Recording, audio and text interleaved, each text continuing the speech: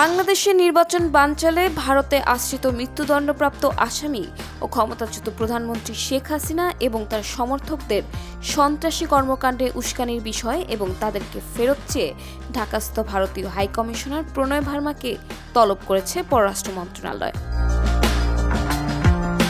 শনিবার 14 ডিসেম্বর প্রধান উপদেষ্টার প্রেস উইং থেকে এ তথ্য জানানো হয়।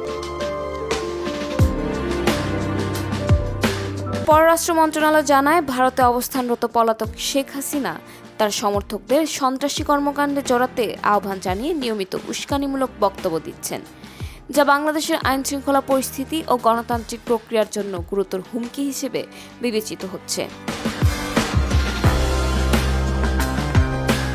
এ সময় ভারতীয় হাইকমিশনারকে আন্তর্জাতিক অপরাধ আদালতে দণ্ডপ্রাপ্ত শেখ হাসিনা ও আসাদুজ্জামান কামালকে বাংলাদেশের কাছে প্রত্যর্পণের অনুরোধ পুনর্ব্যক্ত করেছে।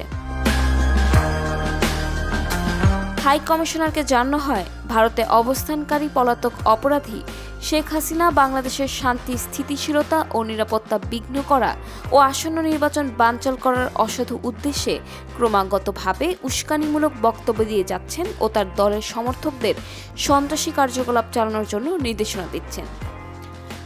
ভারত সরকারকে অনুরোধ করা হয়েছে যেন তারা অনতিবিলম্বে তার এবং ভারতে পলাতক তার সাঙ্গপাঙ্গদের এ সকল ফ্যাসিস্ট টেররিস্ট কর্মকাণ্ড বন্ধ করে দেয়।